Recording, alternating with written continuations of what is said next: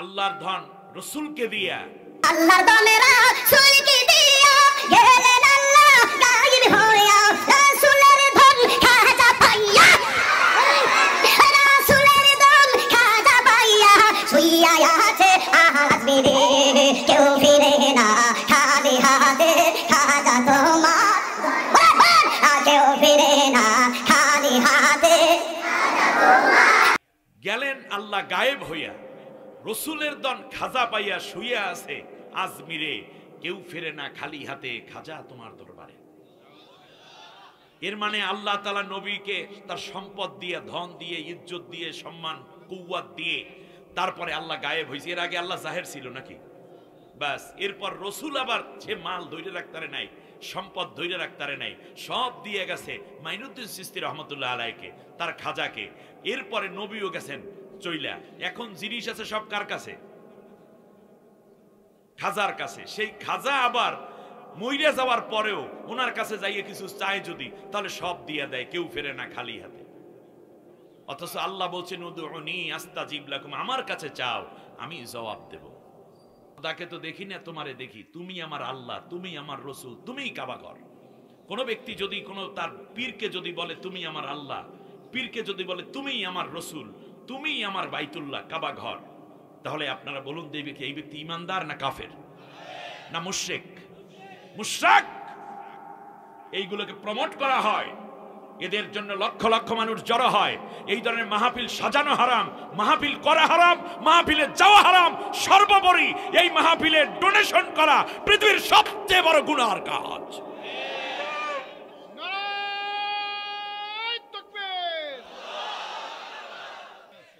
শুধু তাই, তারা বলাই শুরু করে দিয়েছে, খোদাকে না দেখতে পাইয়া তোমায় দেখতে পাই, তুমি আমার আল্লাহ রসুল, তুমি কাবা ঘর, মাইজবান্ডারে বসা আছো নামে দেলোয়ার। কি চিন্তা করেছেন আপনি আপনার ঈমান ধ্বংস করার জন্য? কি কাজ তারা করছে? পানির ভিতর জ্বললে বাতি ঝড় বাদলে নিবে না, এই খাজার মুরিদ হইলে নামাজ রোজা লাগে না। পরকালকে কেন্দ্র করে তারা গান বানিয়েছে, তারা বলা শুরু করেছে এভাবে, কেরামান কাতিবিন রোজ হাসরের দিন আল্লাহর কাছে যদি করে অভিযোগ, আমরা বলবো দুনিয়ায় ছিলাম খাজা বাবার লোক, হেলাল বাবার লোক, সালা বাবার লোক, দালা বাবার লোক, তালা বাবার লোক, শিকল বাবার লোক। এই সব বলে বলে তারা বাবা বাবা করতে করতে চিৎকার করে। এইগুলো শোনার জন্য মানুষ যায়। এই ধরনের মাহফিলগুলো বাংলাদেশে বন্ধ করার জন্য জোর দাবি করছি। আল্লাহর কোরআন থাকতে আপনি কার কথা বলছেন? এই জমিন শাহজালাল ইয়ামানী রহমতুল্লাহ আলাইহির জমিন। শাহজালাল ইয়ামানী রহমতুল্লাহ আলাইহি পীর ছিলেন না বীর ছিলেন? না, আমার কথা জবাব দিতে হবে। তিনি কি পীর না বীর? তিনি রাজা গৌর গোবিন্দের বিরুদ্ধে চৌসার যুদ্ধে যখন একটি শিশু সন্তানকে জবেহ করা হলো, গরু দিয়ে কোরবান করার, আকিকা করার অপরাধে, তখন ওই শিশুটাকে এক টুকরা গোশত চিল হয়তো নিয়ে গৌর গোবিন্দের বাড়িতে ফেলেছে। আপনারা জানেন না এই কাহিনী নাকি? আমি মনে হয় মামু বাড়ির কথা বলতেছি, মায়ের কাছে, কিন্তু শুধু মনে করিয়ে দেওয়ার জন্য বলছি। শিশুটিকে জবেহ করলো গৌর গোবিন্দের লোকেরা, শিশুটাকে মা বাবার সামনে টুকরা টুকরা করলো, মা বাবা পাগলের মতো হয়ে উঠলো। আল্লাহ রব্বুল আলামিন ইয়ামেনের শহরে বসবাসকারী শাহজালাল ইয়ামানী রহমতুল্লাহ আলাইহিকে স্বপ্নে দেখিয়ে দিলেন নবীর মাধ্যমে। নবী বলছেন, শাহজালাল তুমি এখানে কেন যাও? এই নাও মাটির কালার, এই মাটি যেই ভূখণ্ডে আছে পূর্ব দিকে, সেখানে চলে যাও। সেখানে আমার উম্মতকে জবেহ দিচ্ছে আমার সুন্নত পালনের অপরাধে। মাত্র ৩১৩ জন সাথী নিয়ে, মতান্তরে ৩০০ জন, ৩১১ জন নিয়ে এই সুরমা নদী যায় নামাজে পার হয়ে তারপর তিনি রাজা গৌর গোবিন্দের বিরুদ্ধে লিল্লাহে তাকবীর ধ্বনি দিয়ে তাকে পরাজিত করে চৌসার যুদ্ধে যারাই এর ছিল হিন্দু সবগুলাকে কচুকাটা করেছে। হত্যার প্রতিশোধ নেওয়া হলো, মাজলুমের বিজয় হলো। একটানা 40 বছর পর্যন্ত এই সিলেটে আল্লাহর কোরআনের রাজ কায়েমের জন্য কোরআনের পতাকা উড্ডীন করলেন, ন্যায় ইনসাফ কায়েম করলেন। এই মর্দে মুজাহিদ যেদিন ইন্তেকাল করলেন, তারপরে তার কবরটাকে বানিয়ে দিল মাজার, আর এই মুজাহিদকে বানিয়ে দিল, একজন বীরকে বানিয়ে দিল তারা পীর। ঠিক ঠিক তোমাদেরকে যারা এই কাজের নেপথ্যে এরকম ষড়যন্ত্র করেছ। মাইনুদ্দিন চিশতি রহমাতুল্লাহ আলাইহি 2 লক্ষাধিক সৈন্য নিয়ে রাজা পৃথ্বীরাজ যখন তার বিরুদ্ধে লড়াইয়ের ঘোষণা দিলেন, তখন তিনি মাত্র 70 জন মতান্তরে 72 জন সৈন্য নিয়ে তিনি নদী পার হয়ে তারপর তিনি তাদের বিরুদ্ধে লড়াই করলেন। আল্লাহ তাআলা 70-72 জনকে বিজয় দান করলেন। একটানা 62 বছর পর্যন্ত ভারতীয় উপমহাদেশে আল্লাহর কোরআনের রাজ কায়েম করলেন। যেই মর্দে মুজাহিদ বীর মরার পরে তার কবরটাকে পূজা খালা বানায়া সিজদার জায়গা বানিয়ে তাকে বানিয়ে দিল পীর।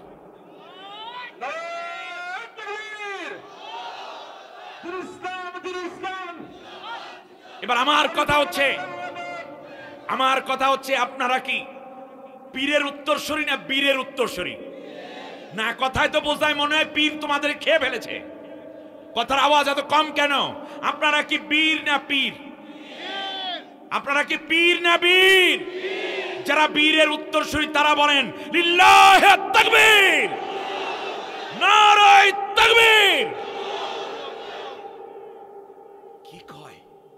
জাতিটাকে বাহিরের দিকে মারিয়াছে যত, ভেতরের দিকেও তত। গন্তিতে সবাই বাড়িয়া চলেছে গরু ছাগলের মতো। এই জাতি দিয়ে কি হবে? নতুন প্রজন্ম না দাঁড়ালে এতদিন পর্যন্ত গৌর গোবিন্দের উত্তরসূরিদের হাঁটুর নিচে মুসলমানদের মাথা লেগে যেত, নাক দিয়ে রক্ত পড়া শুরু হয়ে যেত। মাত্র 18 দিন বাকি ছিল বাংলাদেশ লিখে নেওয়ার জন্য। আমার দেশের জেনজি সন্তানরা দেখা শুরু করেছে, আমার দেশের জেনজিরা দেখেছে আমাদের জমিনগুলো লিখে নিয়ে যাচ্ছে দাদা বাবুরা এক দালাল সরকারের মাধ্যমে। এই জন্য তারা সিদ্ধান্ত নিয়েছে আমরা জীবন দেব কিন্তু জমিন দেব না। ওরা জীবন দিয়েছে কিন্তু 1 টুকরা জমিন, 1 ইঞ্চি জমিন ছাড়ে নয়।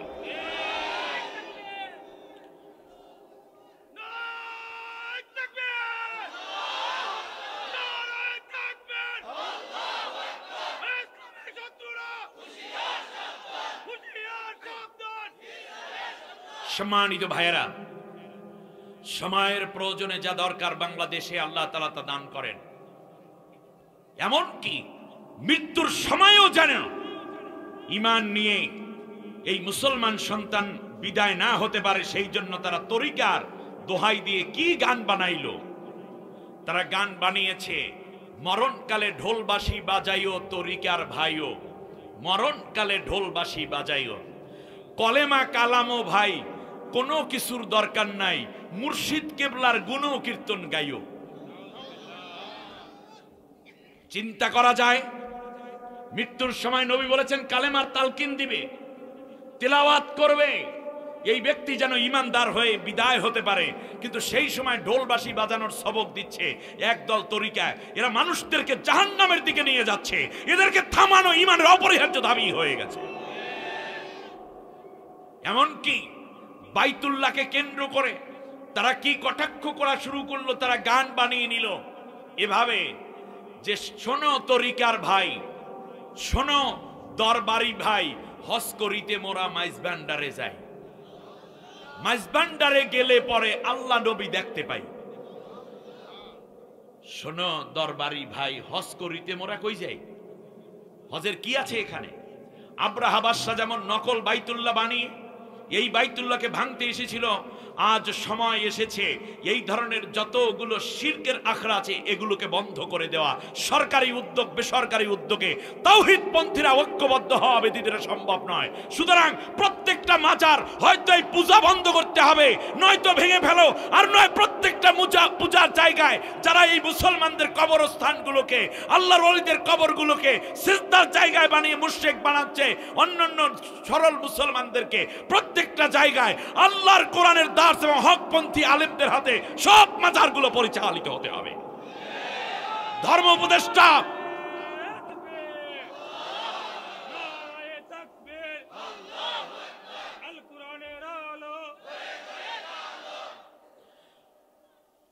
উপদেষ্টা আপনাকে একজন হকপন্থী আলেম হিসাবে জেনে আমরা সবাই আপনাকে ওখানে বসিয়েছি। আমাদের দাবি ছিল, জাতীয় দাবি, আফামা খালিদ সাহেব আতাল আল্লাহ আমরাহু ওয়া বারাকাল্লাহু ফি হায়াতি, আপনি কতদিন ধর্ম উপদেষ্টা থাকবেন আপনিও জানতেন না, জানেন না। আপনি ধর্ম উপদেষ্টা হবে আপনিও জানতেন না, কিন্তু আপনার চট্টগ্রামে শিরকের আখড়া, এগুলো আপনি চিহ্নিত করুন। দেশের হকপন্থী ওলামায়ে কেরামদের হাতে এই মাজারগুলোকে তুলে দিন। আমরা প্রথম সংস্কারটা এভাবে করতে চাই, মাজার একটাও ভাঙবো না, কিন্তু ভিতর থেকে কর্মসূচি চেঞ্জ করে প্রত্যেকটা মাজার তাকবীর ধ্বনি হবে, কোরআনের দার্স হবে, নারী পুরুষদের জন্য আল্লাহর কোরআনের তালিম হবে, এখান থেকে তাওহীদের প্রকাশ ঘটবে, যাতে করে ওই কবরে থাকা যেই মুসলমানটি আল্লাহর ওলি ছিলেন তার নামে যে শিরকের কাজ হচ্ছে সেইটা বন্ধ হয়ে আল্লাহর ওলি যেন তার আত্মায় শান্তি পায়। আল্লাহ তাআলা হেফাজত করুন। সমবেত সুনামগঞ্জের ভাইয়েরা, হাওর এবং বিল, কখনো খাল নদীতে ঘেরা এই সুন্দর সুনামগঞ্জ, এটা আমার সুনামগঞ্জে প্রথম মাহফিল। আমি কখনোই সুনামগঞ্জে আসিনি। আমি আমার বদনাম কামাই করতে চাই না, আপনাদেরকেও বদনামে ফেলতে চাই না। এজন্য আমি চাই সুনামের সাথে আমি থাকি, আপনাদেরকেও সুনাম দিয়ে যাই। আল্লাহ কবুল করুন, বলেন আমিন। সুনাম কিভাবে কামাই করা যায়? পোস্টারিং করে না, মাইকিং করে না, তারপরে মানুষকে খাওয়াইয়া না। আল্লাহ রাব্বুল আলামিনের হাবিব বলেন, আল্লাহর নবী বলেন, যখন কোনো মানুষ আল্লাহ রাব্বুল আলামিনের পছন্দের হয়ে যায়, যখন কোনো মানুষ আল্লাহর কাছে প্রিয় হয়ে ওঠে, আল্লাহ রাব্বুল আলামিন তখন জিবরিল আলাইহিস সালামকে ডাকেন। সমস্ত ফেরেশতাদের সর্দার জিবরাইল আল্লাহ তাআলার সামনে হাজির হয়ে যান। আল্লাহ রাব্বুল আলামিন বলেন, অমুক এলাকায় অমুকের পুত্র অমুককে আমি আল্লাহ খুব বেশি ভালোবাসি, অতএব জিবরাইল এখন থেকে তুমিও তাকে ভালোবাসতে শুরু করে দাও। জিবরিল আলাইহিস সালাম ফেরেশতা সব ফেরেশতাদেরকে ডাকেন। সব ফেরেশতাকে ডেকে জিবরিল আলাইহিস সালাম বলেন, অমুকের পুত্র অমুককে আল্লাহ রাব্বুল আলামিন ভালোবাসেন, আমি জিবরাইল ভালোবাসি, তোমরাও তাকে ভালোবাসতে শুরু করে দাও।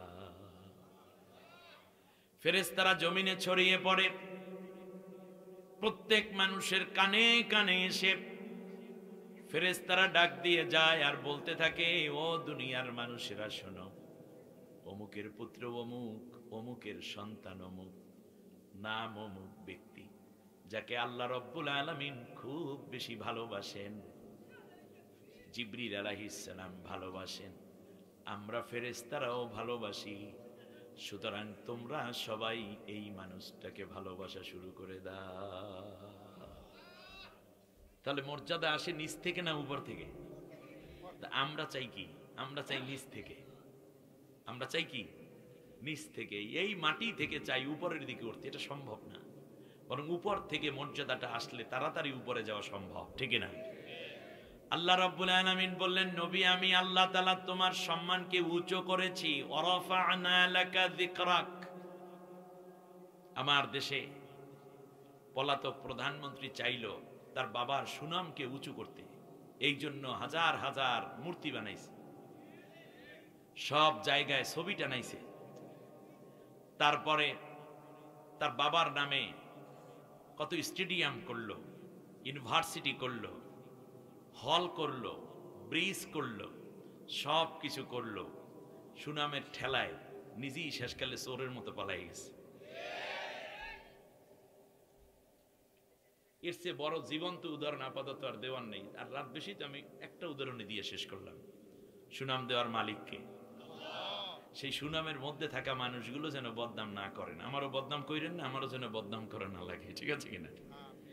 আল্লাহ তাআলা এই কষ্ট করে যারা এখনো বসে আছেন, তবে আজকে কম্পারেটিভলি শীত কম মনে হয় না, কুয়াশাও কম, এই জন্য খুব ভালো লাগছে আপনাদেরকে। আর আমার এই ভাইরা আপনাদের কি হেল্প করছে দেখেন, যে বাতাস না আসতে পারে এজন্য তারা ব্যারিকেড দিয়েছে, আলহামদুলিল্লাহ।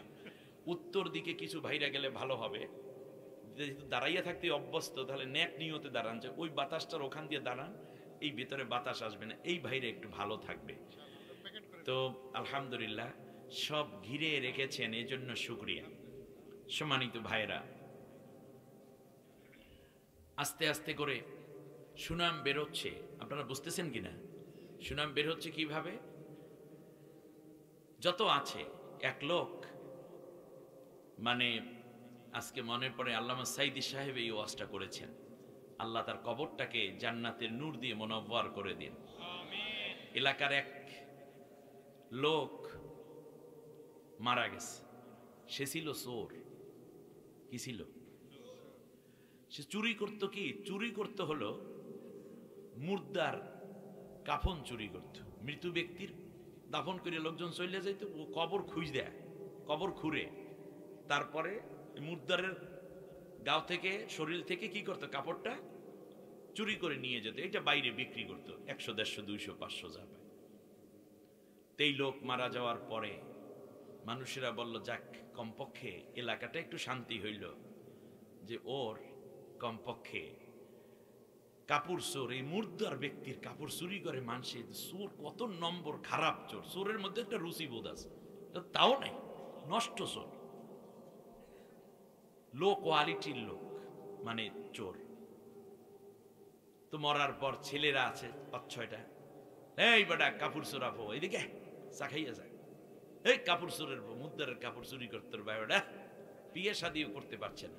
তো 5 ভাই একত্রে বসে একটা গবেষণা করলো, আমার বাবার সুনাম আনতে হবে, এটা কাজ হবে না, সুনাম বাড়াইতে হবে। সুনামগঞ্জে এই সুনাম কেনার জন্য তারা চিন্তা করলো। এক পর্যায়ে 5 ভাই মিলে এক এক প্রস্তাব এক একজনে দেয়। বেটা একজনে বলল যে আমরা টাকা পয়সা হয়েছে, এরপরেও মানুষের গরু মোষ দিয়ে খাওন দিয়ে, খাইয়া খেলে কি হবে মানুষকে কইবে কি জানো, কাপুর চোরের বাড়িতে একজন খাওন আছে, চল। খাইয়া যাওয়ার সময় বলবে যে কাপুর চোরের বাড়িতে খাওয়া হয়েছে, ভালো হয়েছে, ওই জিনিস তোমরা মুছতে পারবে না। কিন্তু কি করা যায়? আমরা একটা কাজ করব, সেটা হচ্ছে আমরা শুধু কাপড় চুরি করব না, বরং লাশটাকে ধইরা উল্টো বিলে ঠ্যাং বাইন্ধা তারপর গাছে ঝুলাই দেব। তাহলে মানুষেরা বলবে কি, ওর বাপ কমপক্ষে ভালো ছিল, কাপড়টা চুরি করতে, লাশের তো কষ্ট দিতে না, তখন আমার বাবার সুনাম শুরু হইবে। কথাটা বুঝছেন কিনা? আমার মনে হচ্ছে পলাতক প্রধানমন্ত্রী তার বাবার সুনাম আনতে গিয়ে এমন কাম করছে যাতে করে মানুষেরা বলে যে কমপক্ষে তার বাপ ভালো ছিল, মেয়ের চেয়ে বাপটা একটু ভালোই ছিল। এত অন্যায়, এত হত্যা, এত জঘন্যতা, এত মিথ্যা, এত দুর্নীতি, এত মানবাধিকার, এত ক্রসফায়ার, এত গুম, এত নির্যাতন, বিরোধী দলের প্রতি পীড়ন, বিদেশ থেকে বিদেশি তোষণ, ভারতের করত রাজ্য পরিণত করার জন্য যা কিছু করা দরকার তা সে সব পুরোপুরি করেছিল। কিন্তু বাংলাদেশের মুসলমান আর সহ্য করতে পারে নাই, শেষ পর্যন্ত জীবন দিয়ে নতুনরা দাঁড়িয়ে এই জমিনকে জালেম মুক্ত করে ভারতের আধিপত্যের শোষণ থেকে, নাগপাশ থেকে বাংলাদেশের মানুষকে স্বাধীন করে দিয়েছে। আল্লাহ তাআলার কাছে দোয়া করছি, এই আন্দোলনে যারা জীবন দিয়েছেন আল্লাহ শাহাদাতের মর্যাদা দান করুন। যারা পঙ্গু হয়েছেন আল্লাহ তাআলা তাদেরকে সুস্থতা দান করুন। যারা চোখ হারিয়েছে আল্লাহ তাআলা তাদের চোখের বিনিময় কলিজার মধ্যে আল্লাহ অগণিত চোখ খুলে দিন। বর্তমানে যারা নেতৃত্ব দিচ্ছেন বাংলাদেশকে যেন গন্তব্যে পৌঁছাবার জন্য তাদেরকে আল্লাহ কবুল করেন এবং সত্যকে অনুধাবন করে সামনের দিকে বাংলাদেশ যেন নিরাপদ বাংলাদেশ, সোনার বাংলাদেশ, বৈষম্যহীন এক স্বাধীন সার্বভৌম সাম্যের বাংলাদেশ গড়তে পারেন, সে তৌফিক দিন। পর্দার অন্তরালে মা বোন, অন্য ধর্মাবলম্বী এবং সকলের প্রতি আন্তরিক মোবারকবাদ জানিয়ে আমি খুব সম্ভব 4টা কথা বলার সুযোগ পাব।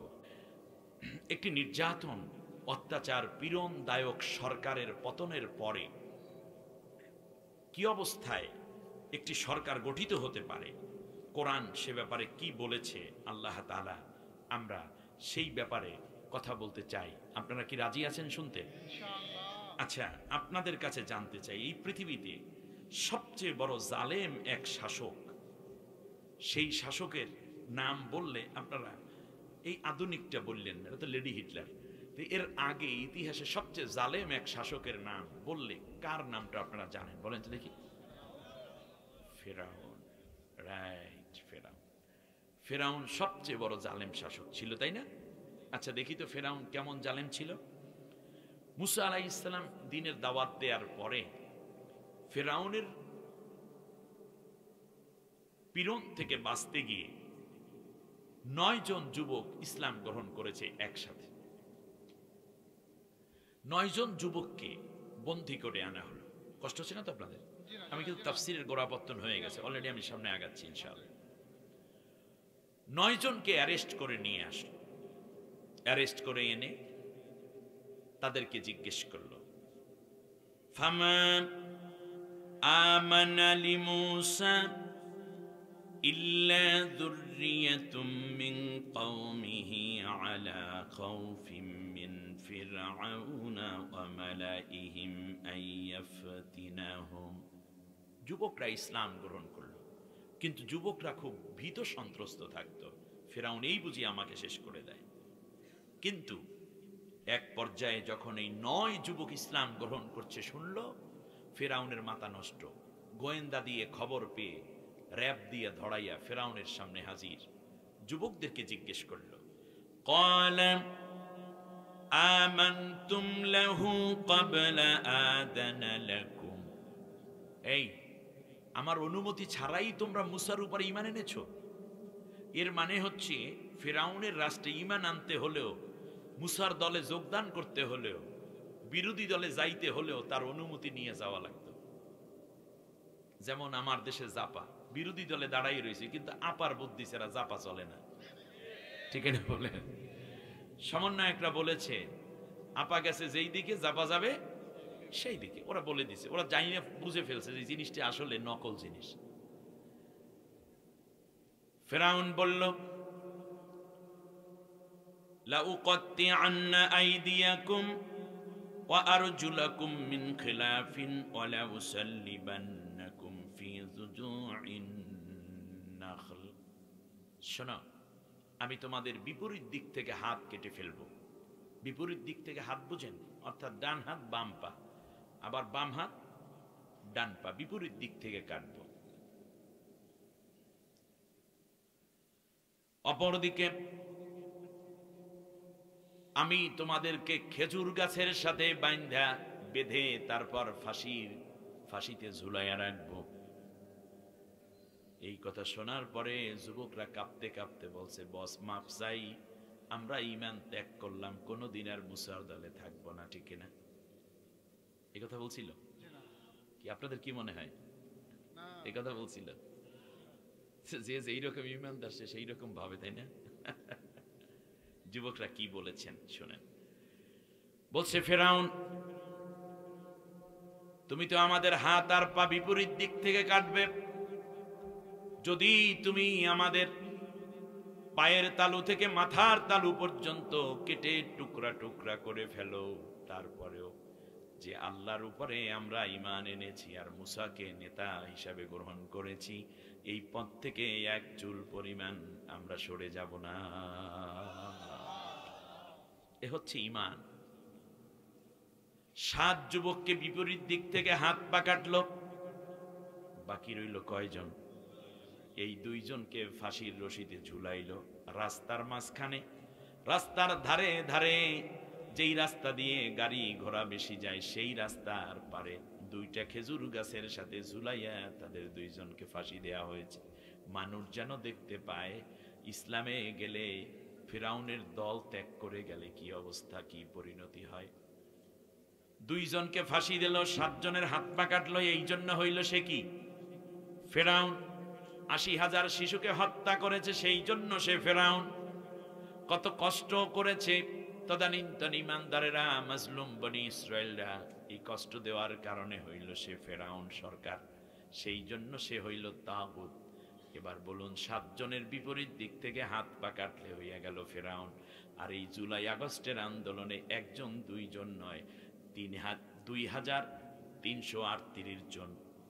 এখন আপনি গুগলে সার্চ দিয়ে দেখতে পারেন 2338 জন। সংখ্যাটা বলেন।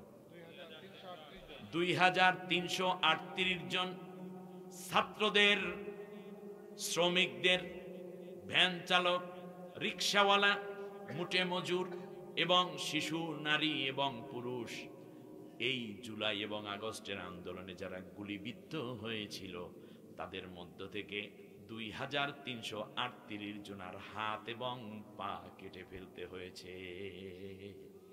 তাহলে 7 জনের হাত পা কাটলে যদি হয় ফেরাউন, 2338 জনের হাত পা যেই লেডি হিটলার কাইটে গেল, সে কত বড় ফেরাউন আপনি কি চিন্তা করতে পারেন? এ নাকি আবার চট করে চলে আসবে সুনামগঞ্জের কিনার দিয়া।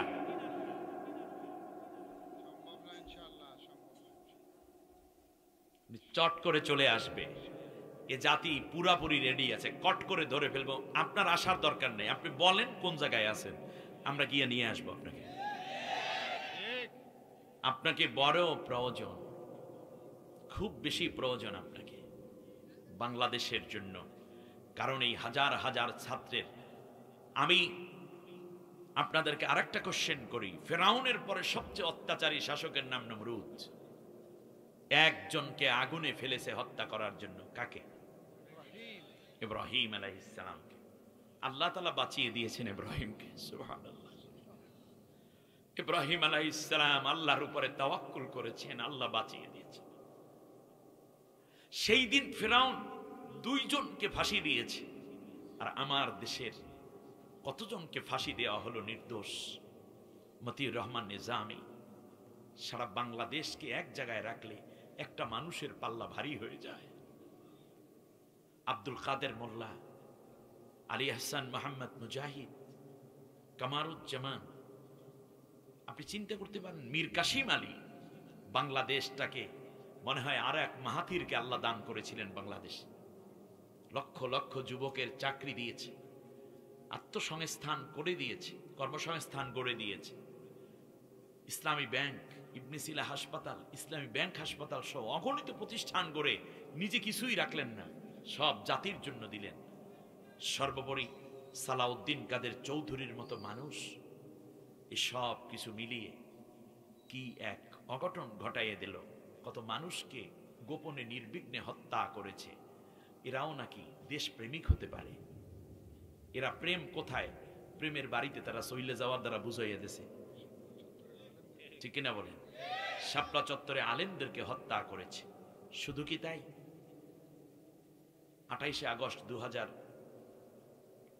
28 অক্টোবর 2006 সালে লগি বৈঠার তাণ্ডব, এগুলো জাতি ভুলবে না। বিজিবি হত্যাকাণ্ড পিলখানায় কত নারীর জীবন শেষ করেছে। এই যে ঠাকুরগাঁয়ে ববি নামক এক জওয়ানের স্ত্রী আজ 16 বছর না 16 বছর পরে 16 বছর পর স্বামী মুক্তি পেল। এই 16টা বছর মাত্র 14 দিন স্বামীর সাথে থেকেছে ববি। একবার ভাবতে পারেন, একটা নবযৌবনা ষোড়শী তন্নি এক যুবতী মেয়ের সাথে বিয়ে হলো, 14 দিন পরে হয়ে গেল অ্যারেস্ট ওই পিলখানা হত্যাকাণ্ডে। নির্দোষ এক জওয়ান, আমার দেশপ্রেমিক।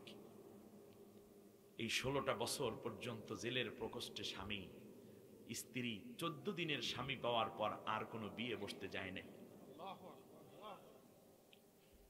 ফিরে এসেছে স্বামী, কি নিয়ে থাকলো? মুতার প্রান্তরে যুদ্ধ হবে। আল্লাহর নবী বললেন, জাফর বিন আবু তালিব, জায়েদ বিন হারেসা, তৃতীয়বারে যিনি সেনাপতিত্ব দায়িত্ব পালন করবে তার নাম আব্দুল্লাহ বিন রাওয়াহা। আব্দুল্লাহ বিন রাওয়াহা সেদিন স্ত্রীর সাথে বিয়ে হয়েছে, স্ত্রীকে দেখে নাই এবং স্ত্রীও তাকে দেখে নাই। সুদর্শন এই আব্দুল্লাহ বিন রাওয়াহার কাছে বলার জন্য তিনি গিয়েছিলেন। স্ত্রী বলছিলেন যে একটু ভেতরে আসুন। স্ত্রী তখন কোরআন তেলাওয়াত করছিলেন গভীর রাত।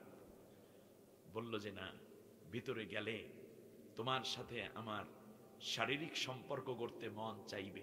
আগামীকাল তোমাকে তুলে নেওয়ার কথা, আমার বাড়িতে ওলিমা অনুষ্ঠান, তোমার সাথে আমার বাসর হওয়ার কথা। প্রাণের স্ত্রী, আল্লাহর নবী কোরআনের জন্য আমাকে সেনাপতিত্বের দায়িত্ব দিয়েছেন, এই যুদ্ধে আমি শহীদ হয়ে যাব।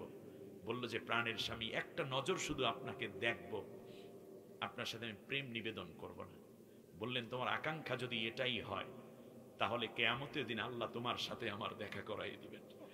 আমরা যখন এই হাদিস পড়েছিলাম তখন আজকে আমি নাম দেখতেছিলাম, যখন এরা আব্দুল্লাহ বিন রাওয়াহা নাম না, আজকে নবীও নাই, সাহাবীও নাম তারা, কিন্তু আমার মনে পড়ে সেই আব্দুল্লাহ বিন রাওয়াহার স্ত্রী আর আমাদের ববি বোনের কথা।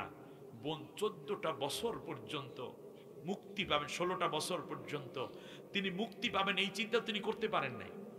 16 বছর যেহেতু হয় নাই, 1 যুগ, সোয়া 1 যুগ চিন্তা করা যায়, চিন্তা করা যায়। 12 বছর, তারপর আবার 16 বছরে একটি মেয়ে বিয়ের উপযুক্ত হয়ে ওঠে শিশু থেকে, আর এই 16 বছর শুধু অপেক্ষাই করলো।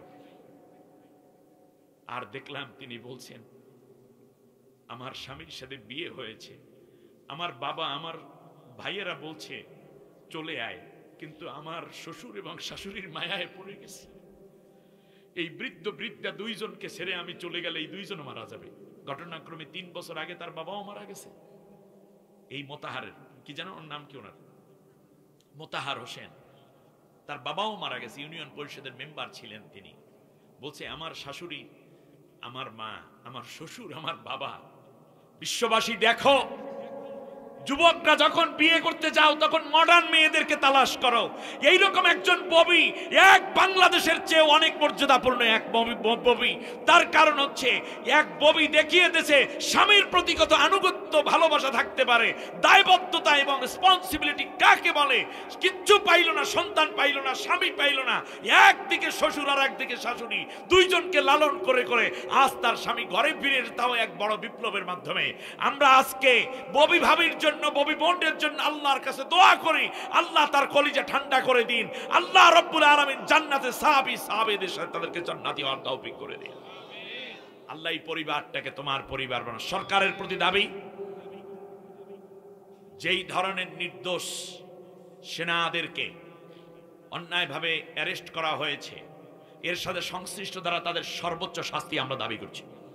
এক, আমার বাংলাদেশকে পঙ্গু করার জন্য ষড়যন্ত্র করেছে, এর সাথে রয়ের হাত আছে।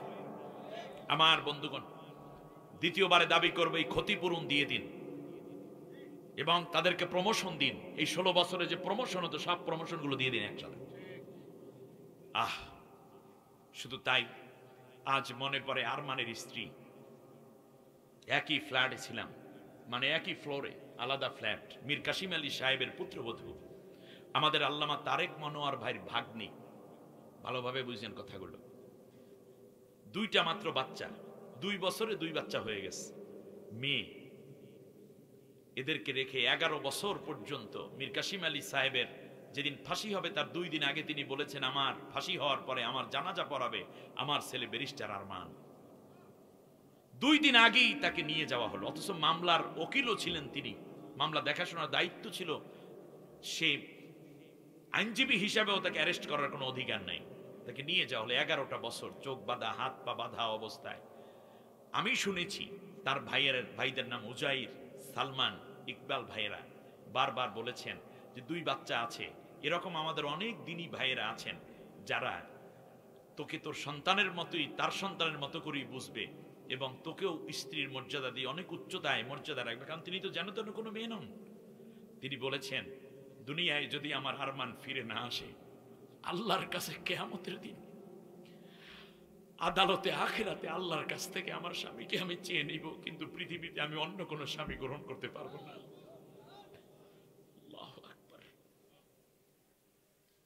আজও সুনামগঞ্জে এরকম বহু বোন আছেন যারা এই ধৈর্যের পরাকাষ্ঠা দেখিয়েছেন। আল্লাহ সুবহানাহু ওয়া তাআলা তাদেরকে উত্তম জাযা দান করুন। আপনাদের কষ্টই দিয়ে ফেললাম নাকি? হ্যাঁ, আগুনের মধ্যে ফেলে দিচ্ছেন নমরুদ, ফেলে দিচ্ছে ইব্রাহিম আলাইহিস সালামকে, আল্লাহ বাঁচাই দিয়েছে। কিন্তু কয়জনকে পোড়াইছে? একজনকে। পোড়াইতে চাইছে কয়জনকে?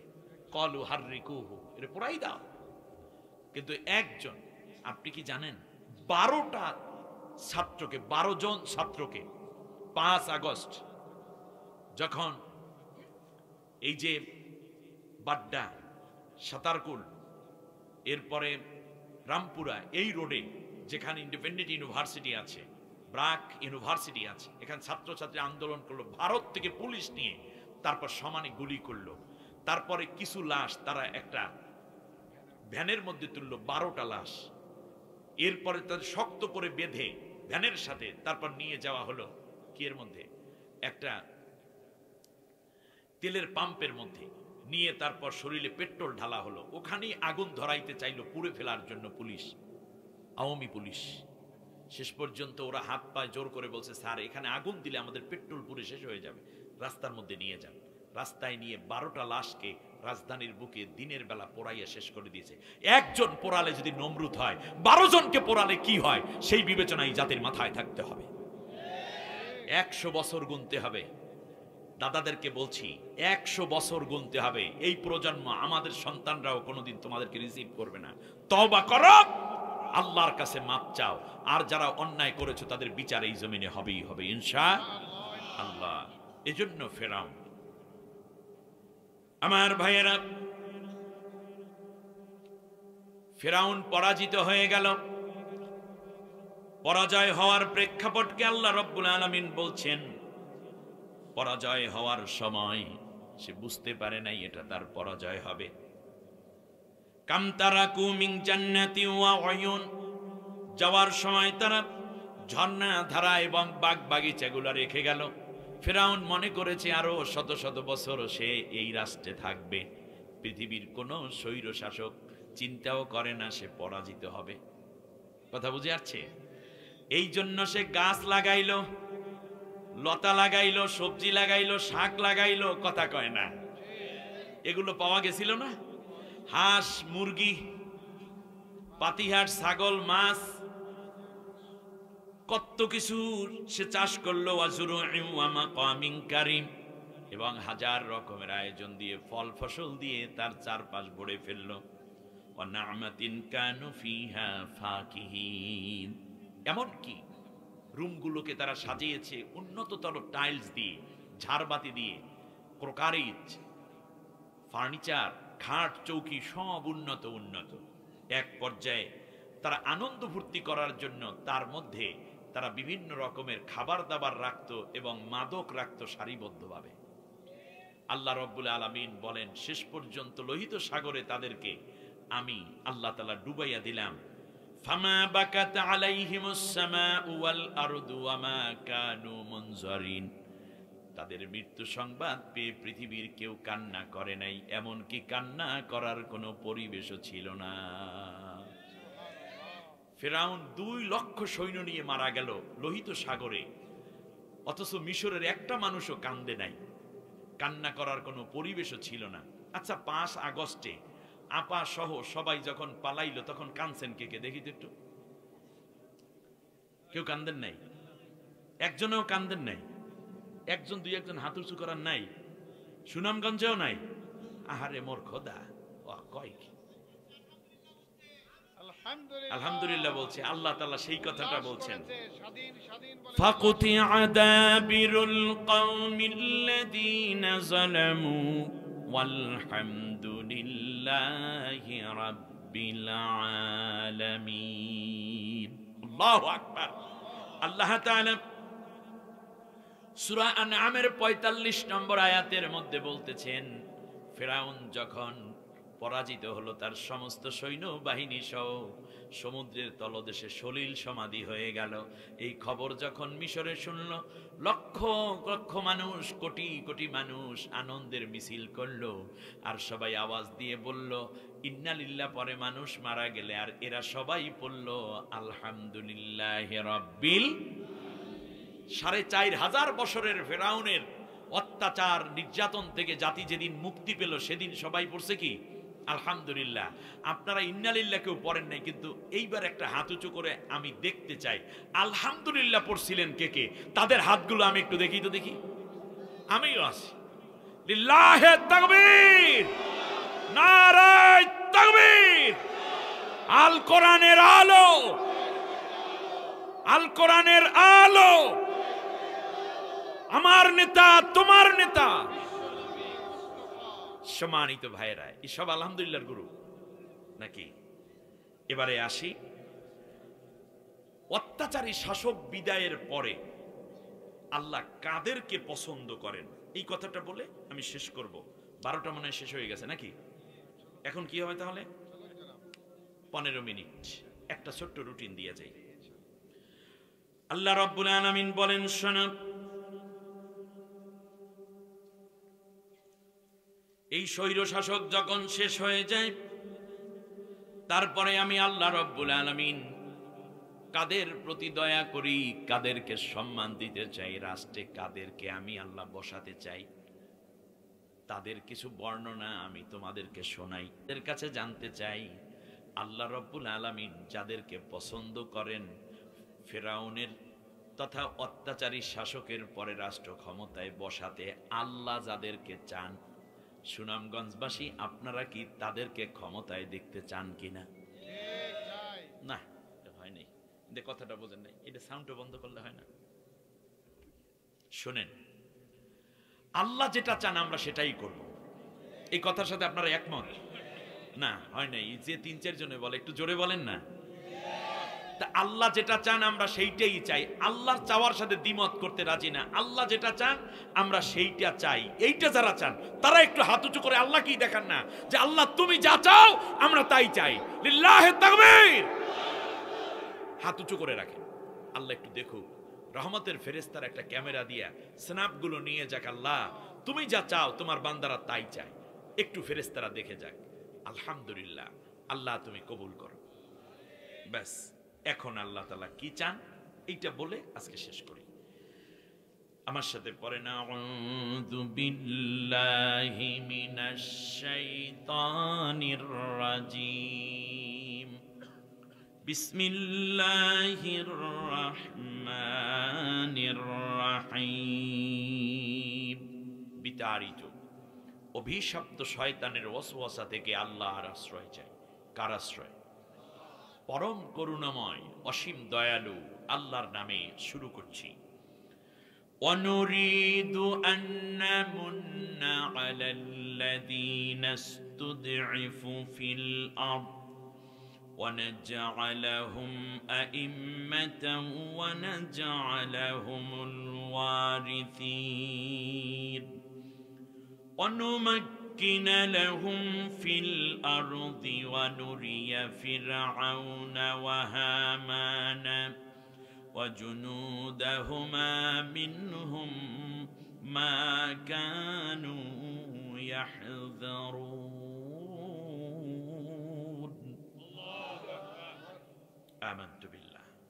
আল্লাহ তাআলা বললেন, ফিরাউনের পরাজয়ের পরে আমি আল্লাহ তাআলা সিদ্ধান্ত নিলাম, অনুরিদু, আমি আল্লাহ ইচ্ছে করলাম, ইরাদা করলাম। ইরাদা শব্দের অর্থ ইচ্ছে করা, কিন্তু আল্লাহ যেটা ইচ্ছে করেন এটা কি হইলে হইতে পারে, নাও হইতে পারে, এরকম নাকি?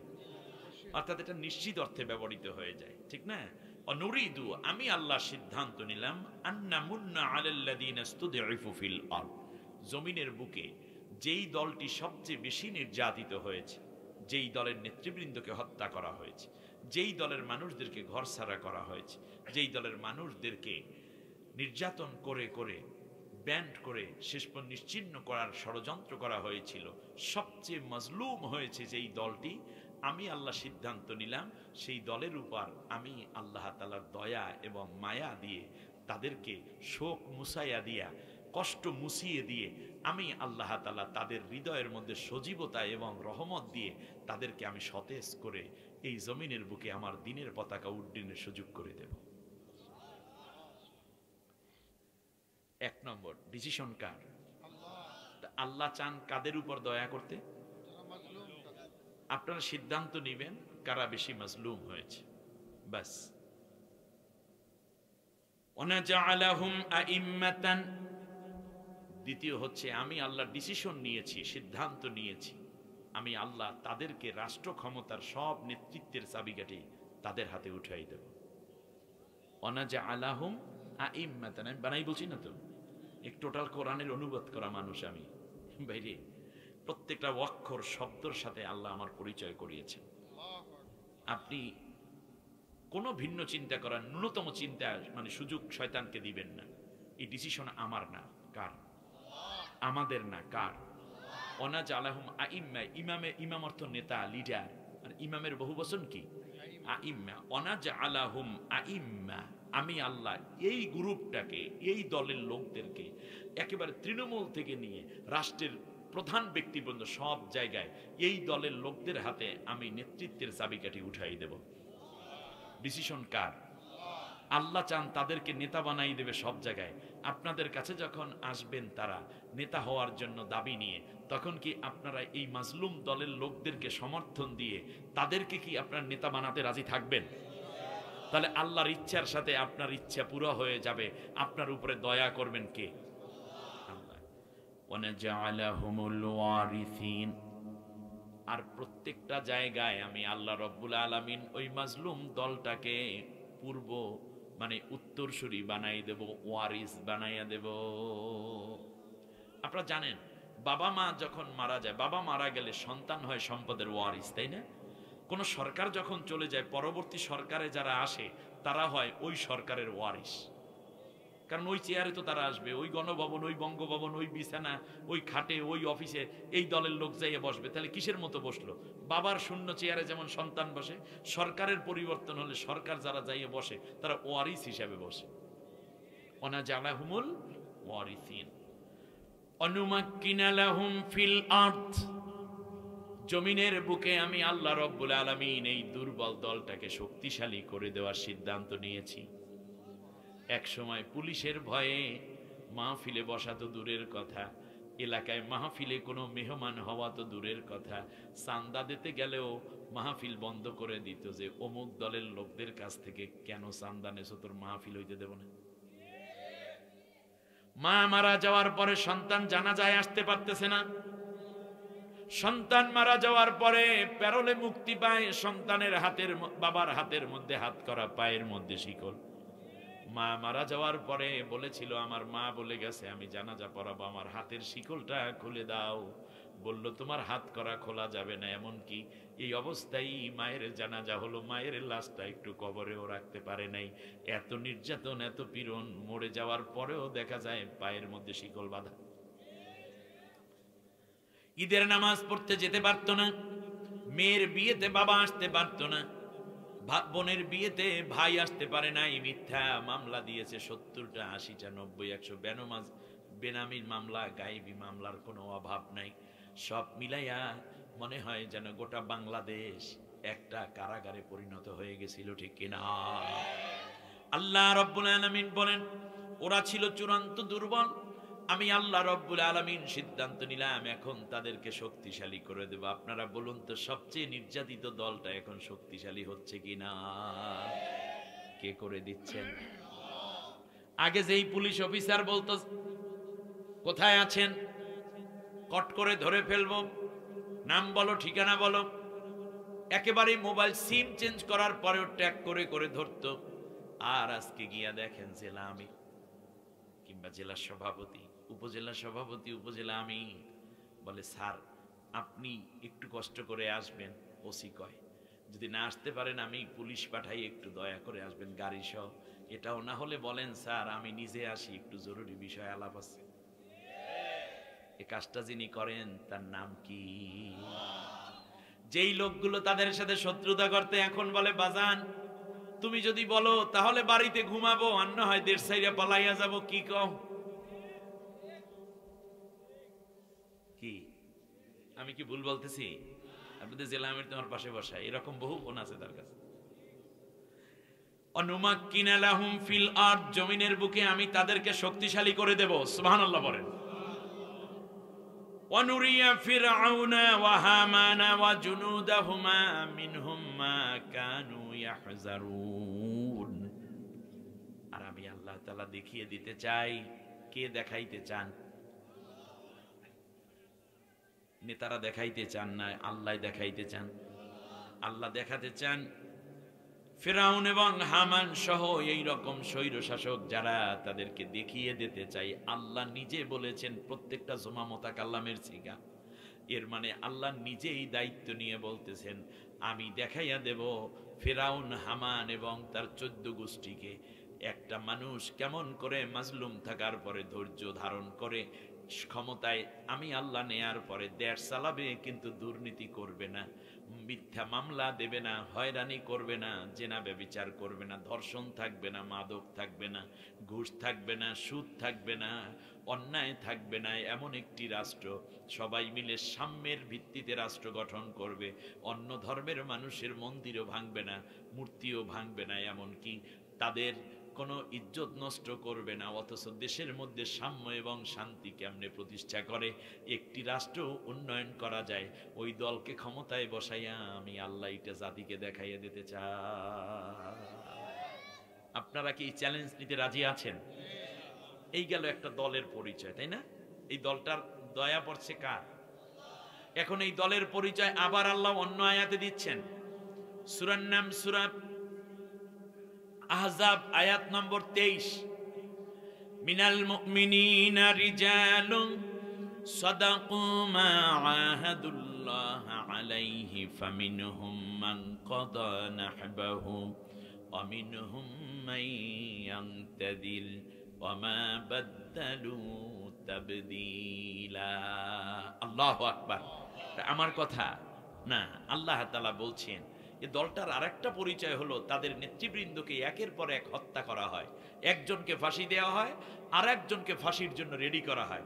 আজকে 18 তারিখ, 28 তারিখে একজন, 29 তারিখে আর একজন। লাশ একটার পর একটা নামায়, একের পর এক ক্রস ফায়ার দেয়, একের পর এক পায়ের মধ্যে গুলি করে, একের পর এক গুম হচ্ছে। কিন্তু তারা একদিন যে আমি আল্লাহর কোরআনের রাজ কায়েমের শপথ নিয়ে ময়দানে আসছিল, তারা শপথ থেকে এক চুল পরিমাণ বদল হয়ে যায় নাই। ওমা বাদদালু তাবদিলা। তাদের একদিন শপথ ছিল ইন্না সলাতি ওয়া নুসুকি ওয়া মাহইয়াই ওয়া মামাতি লিল্লাহি রাব্বিল আলামিন। নিঃসন্দেহে আমার নামাজ, আমার কোরবানি, আমার জীবন, আমার মরণ আল্লাহর জন্য। জীবনের পর জীবন যায়, কিন্তু তারা কোনো পরিবর্তন হয়ে যায় না। এমন একটি দল আমাদের দেশে আছে না নাই? বাস, এবার একটা হাদিস বলে আলোচনা শেষ করি। নবীজি বলেছেন, আন আব্দুল্লাহ ইবনে ওমর রাদিয়াল্লাহু তাআলা আনহুমা قال قال رسول الله صلى الله عليه وسلم فاتبعوا السواد الاعظم فانه من شد شد في النار। নবী বলেন, কোন রাষ্ট্রের যখন নেতৃত্বের বাছাইয়ের সুযোগ হয়, ও আমার উম্মতেরা, ও পীর বুজুর্গরা, ও তবলিগের লোকেরা, ও সরমনাই সরসিরা, মোকামিয়া, ফুরফুরা, ও ফুলতলি, সেখান থেকে ধরে হানাফি, শাফি, মালিকি, হাম্বলি, সিস্তিয়া, কাদরিয়া, মোহাম্মদিয়া, মোজাদ্দেদিয়া, নকশেবন্দিয়া, লা মাযহাবি, আহলে হাদিস, মাতখালি, যাই হও না কেন তোমরা, যে পথ এবং মতেরই হও না কেন, আলিয়ায় পড়ো, কওমিতে পড়ো, অন্যান্য দলের হও, রিক্সা চালক, ভ্যান চালক, ছোট্ট দোকানদার, বড় ব্যবসায়ী, শিল্পপতি, কর্মচারী কিংবা ড্রাইভার অথবা হেল্পার, যাই হও না কেন, কৃষক, শ্রমিক, জনতা, শিল্পপতি কিংবা পেশাজীবী, ডাক্তার, ইঞ্জিনিয়ার, যা হও না কেন, আমি নবী একটা কথা বলছি। সেটা হচ্ছে, যেই রাষ্ট্রের, একটি রাষ্ট্রের মধ্যে যেই দলটি সবচেয়ে বড় ইসলামিক দল হয়ে যাবে, সব দলগুলো তো আর সমান হয় না, কোন কোন দল বড় হয়, কোন কোন দল একটু ছোট থাকে। যেই দলটা বড়, ফাত্তাবিউস সিওয়াদাল আযম। সিওয়াদাল আযম মানে যেই দলের মধ্যে দেখবা এমপি হওয়ার যোগ্যতা আছে, ম্যাজিস্ট্রেট হওয়ার যোগ্যতা সম্পন্ন লোক আছে, ব্যারিস্টার আছে, উকিল আছে, চিফ জাস্টিস হওয়ার যোগ্যতা আছে, ডাক্তার আছে, ইঞ্জিনিয়ার আছে, ব্যাংক আছে, হাসপাতাল আছে, পত্রিকা আছে। যেই জাতির মধ্যে নারী এবং পুরুষ সবাই যোগ্যতা সম্পন্ন হয়ে উঠেছে, যেই ইসলামী দলটা বড়, এই দলটাকে সবাই মিলে সমর্থন দিয়া আল্লাহর কোরআনের রাজ কায়েমে তাড়াতাড়ি তাদেরকে আগাইয়া নিয়ে যাবা। যদি এই সময় গন্ডগোল করো, ইখতিলাফ করো, তাহলে মনে রাখবা সাজদা ফিন্নার, তুমি কিন্তু জাহান্নামী হইয়া যাবা। আল্লাহ তাআলা যেই দলটাকে চান, আমি তার পরিচয় দিলাম। আর সবচেয়ে বড় যেই দল কোরআনের রাজ কায়েমে, কারণ এই মুহূর্তে যদি ইসলামী হুকুমত কায়েম হয়, এই রাতে যত মাদকের বার আছে, মদের বার, সবগুলো খোলা থাকবে না বন্ধ হয়ে যাবে। আজকে রাতে যদি 1 লাখ যুবক যুবতী বা ধনী নামের কিছু মানে বদ মেজাজি লোক, রুচিহীন লোকেরা যদি মদ খাইতে যাইতো, তাহলে এই 1 লাখ মানুষ, এদের মধ্যে বেশিরভাগ মুসলমান, এরা মদ খাওয়া থেকে বিরত হয়ে গেল। আজকে বাংলাদেশে 1,20,000 ফ্রোস কোয়ার্টারের কর্মী আছে, নারী, যারা টাকার বিনিময়ে তাদের সতীত্বকে অন্যের হাতে তুলে দেয়, যা তাদের ইজ্জত যারা নষ্ট করতে যায়, তারাও তো মুসলমান সন্তান বেশি, নাম যাই হোক। আপনি বলেন তো দেখি, আজ রাতে এই 1,20,000 নারী কমপক্ষে 2,40,000 পুরুষের সতীত্ব নষ্ট করবে এবং নিজেরটা তো যাইবেই যাইবে, ঠিক না? তাহলে আপনি বলেন ইসলামী হুকুমত আজকে কায়েম হলে এই ফোর্স কোয়ার্টার খোলা থাকবে না বন্ধ হয়ে যাবে? বন্ধ হয়ে গেলে প্রায় 3,60,000, হিসাব বোঝেন নাই মনে হয়, মহিলা আছে 1,20,000, আর 2 জন করে যদি খদ্দর হয় তাহলে 2,40,000, মোট 3,60,000 মানুষ জিনা করবে না, ঈমান নষ্ট হবে না, তারা জাহান্নাম থেকে বেঁচে গেল। কারণ এটা, কারণটা কোথায়? কারণ হচ্ছে এই যে আপনি ইসলামী দল ক্ষমতায় আনার কারণেই এই কাজটি সম্ভব হয়েছে। এই মানুষগুলোকে গুনাহ থেকে বাঁচানোর যে সব, সমান সব আল্লাহ আপনাকে দিবেন, তার কারণ হচ্ছে আপনার কারণেই তো ওনারা ক্ষমতায় গেল, আপনার সমর্থন পেয়ে ক্ষমতায় গেল, যার কারণে জিনাটা বন্ধ হয়ে গেল। এই কারণে আপনি এত সওয়াবের মালিক এক রাতে হয়ে যাচ্ছেন।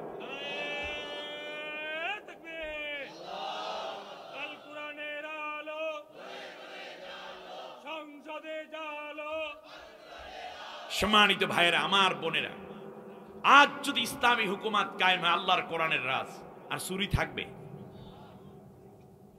ধর্ষণ থাকবে? থাকবে না।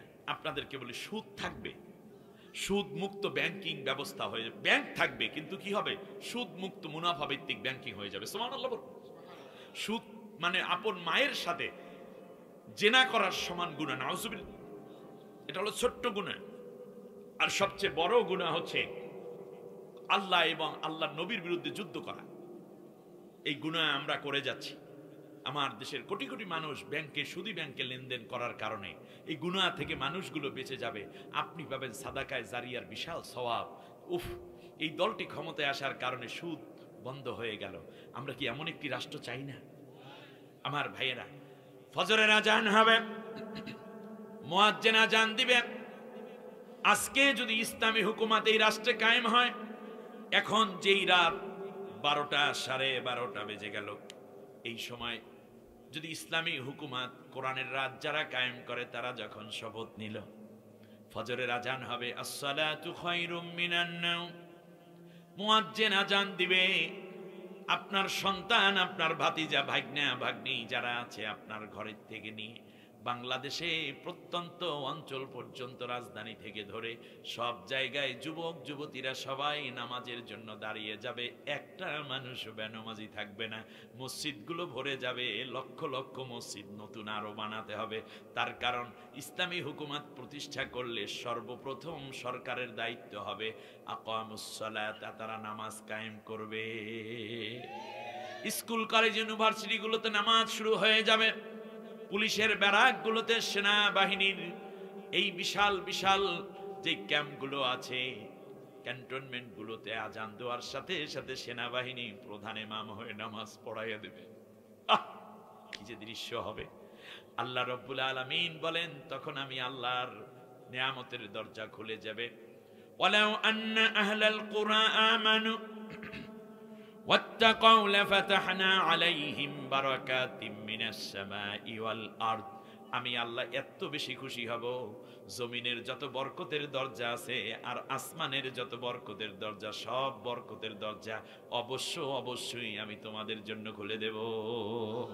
যে জাফলং এর পাথর, আপনাদের এই সিলেটে হরিপুরে গ্যাস আছে না, তিতাস নাকি?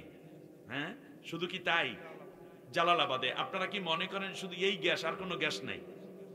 এই জমিনের মধ্যে আছে স্বর্ণের খনি, তেলের খনি, জমিনের মধ্যে আছে কয়লার খনি, হীরার খনি। আল্লাহ তাআলা বলেন, আমি অবশ্যই সব খনিগুলোর দরজা খুলে দিয়ে আমি বলবো, বান্দা জমিনের উপরে যেহেতু আমার কোরআনের রাজ কায়েম করছো, জমিনের উপরে তোরা সবাই সেজদা দিচ্ছ, জমিনের ভেতর থেকে সব নিয়ামত তোদের জন্য অবশ্যই আমি আল্লাহ খুলে দেব। ওয়াদা কার? বিশ্বাস হয় না? মোটামুটি বিশ্বাস হয়। একবার চান্স দেওয়া যায় না? একবার চান্স দেওয়া যায় না? 5টা বছরই তো, নাকি বেশি তো আর না, 5টা বছর। স্বাধীনতার 54 বছর হয়ে গেল, আমরা তো কোরআনকে চান্স দিলাম না। আসেন না একবার কোরআন আল্লাহদেরকে চান্স দিয়ে দেখি। ডুবছি দেখি না কি হয়। চুরি তো আর বন্ধ হয় নাই, জেনা বন্ধ হয় নাই, দুর্নীতি বন্ধ হয় নাই। এই 54 বছরে মসজিদের মধ্যে জোতাও চুরি হয় এখনো। ইমাম সাহেবের জোতাই তো থাকে না। সেই দিন এক মসজিদের ভিতর ঢুকতেছিলাম, পা দেওয়ার সাথে সাথে লেখা জোতা নিজ দায়িত্বে রাখুন। ভিতরে ঢুকে দেখি ওই কোনায় লেখা, কালো নেম প্লেটের মধ্যে লেখা আছে জোতা চোর থেকে সাবধান। আমি বললাম সাবধান হইলাম। ডান দিকে তাকাই দেখি লেখা আছে, এই মসজিদে কিন্তু জুতা চুরি হয়। সামনে লেখা জুতা চুরি হইলে কর্তৃপক্ষ দায়ী থাকবে না। আরেকটু সামনে তাকাই দিয়ে লেখা 2 জুতা 2 বাক্সে রাখেন, তাহলে চুরি হবে না। স্বাধীনতার 54 বছর মসজিদের মধ্যে জুতার চুরির নিরাপত্তা দিতে পারলাম না, আর চোরেরা তো চুরি করে বিদেশে টাকা পাচার করে অনেকে চলে গেছে, বাকিরা ধরায় আছে। সুতরাং আমরা এবার ঘুরে দাঁড়াতে চাই, শুধু ডান দিক আর বাম দিক না, ছিলাম পূর্ব দিকে সোজা পশ্চিম দিকে উত্টান করতে চাই, ঠিক না বলেন? বিপরীতে চলে যাব, মানব রচিত কোনো মতবাদের পক্ষে আর নাই। আমার আল্লাহ যেই রাষ্ট্র চেয়েছেন, নবী যেই রাষ্ট্র গঠন করেছেন, সাহাবী আবু বকর ওমর উসমান যে রাষ্ট্র চালিয়েছেন, আমরা সেই রকম একটা রাষ্ট্র জীবনে একবারের জন্য হলেও দেখতে চাই। আল্লাহর রহমত পেতে চাই। ফালিয়াবুদু রাব্ব হাযাল বাইত আল্লাযী আত'আমাহুম মিন জু' ওয়া আমানাহুম মিন খাউফ। তোমাদের ভয় থাকবে না, খাবারের কোনো কষ্ট থাকবে না। ওয়াদা দিচ্ছেন কে? ওই আল্লাহর কথা আপনাদের বিশ্বাস হয়? যদি হয় তাহলে আগামীর পার্লামেন্ট হবে আল্লাহর কোরআনের পার্লামেন্ট। সবাই রাজি আছেন? কে কে রাজি? মুনাফিকরা হাত উঁচু করবেন না, যারা সত্যিকার ওয়াদাকারী তারা দুইটা হাত উঁচু করেন। নারায়ে তাকবীর।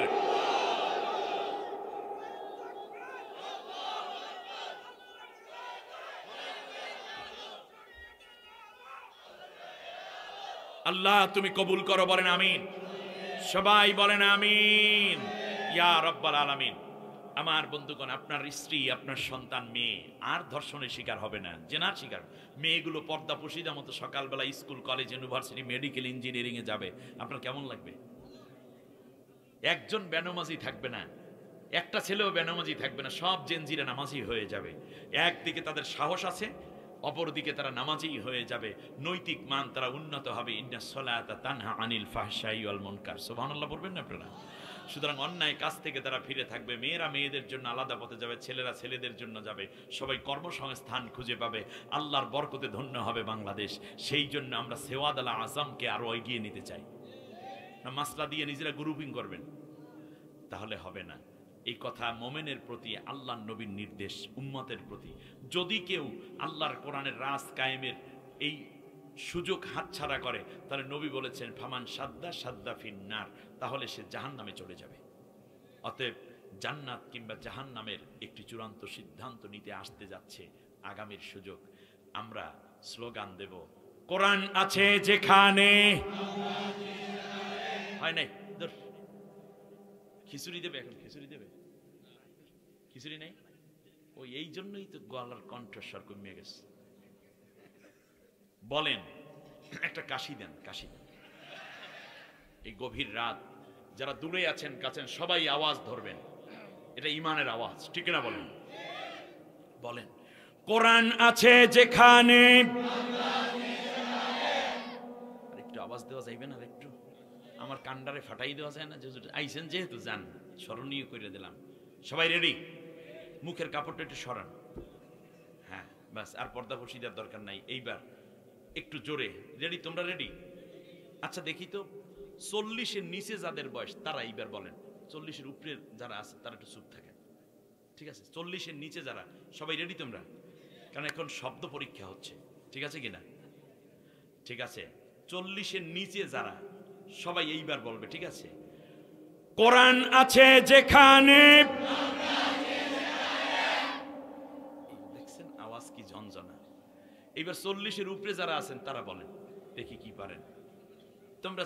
এইবার 40-এর নিচের একটু ডাউনে যাও, তোমরা একটু চুপ দেখো দাদারা কি করে। দেখবা শব্দ যে কেন কম হয় আমি তো বুঝতেছি। ওরা আগুইয়া যায়, ওনরা বেজাইলে শব্দ দিয়ে শেষকালে গনগন গনগন গনগন মুখ শব্দ কাটিয়ে যায়, ঠিক না? এইবার হবে 40-এর উপরে যারা তারা। আচ্ছা 30 থেকে ধরি, 30 থেকে উপরে যারা আছেন একটু মিলাই দেখি। জি, কোরআন আছে যেখানে। এটাও তো খারাপ না, মাশাআল্লাহ, ব্যাটারি চার্জ বাইরে গেছে। এইবার দুই গ্রুপ একসাথে হইয়া বলেন তো দেখি এইবার কি হয়, দেখি বলেন। এইটা কি আমার শুধু স্লোগান না ইমানের স্বীকৃতি? কারণ আল্লাহর নবী বলেছেন মান জাআলাহু আমামাহু কাদাহু ইলাল জান্নাহ। কোরআনকে সাথে রেখে যারা জীবন চলবে, কোরআন তাদেরকে জান্নাতে না পৌঁছাইয়া একা ছেড়ে দেবে না। তাতে কোরআন যেখানে আমি সেখানে যাব, ঠিক আছে কিনা? বলেন সবাই মিলে। কিন্তু এইবার কোরআন আছে যেখানে, কোরআন নাই সেখানে। কোরআন আছে যেই দলে, কোরআন নাই সে দালে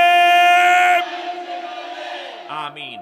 هذا ما عندي وللعلم عند الله عليه توكلت وإليه أنيب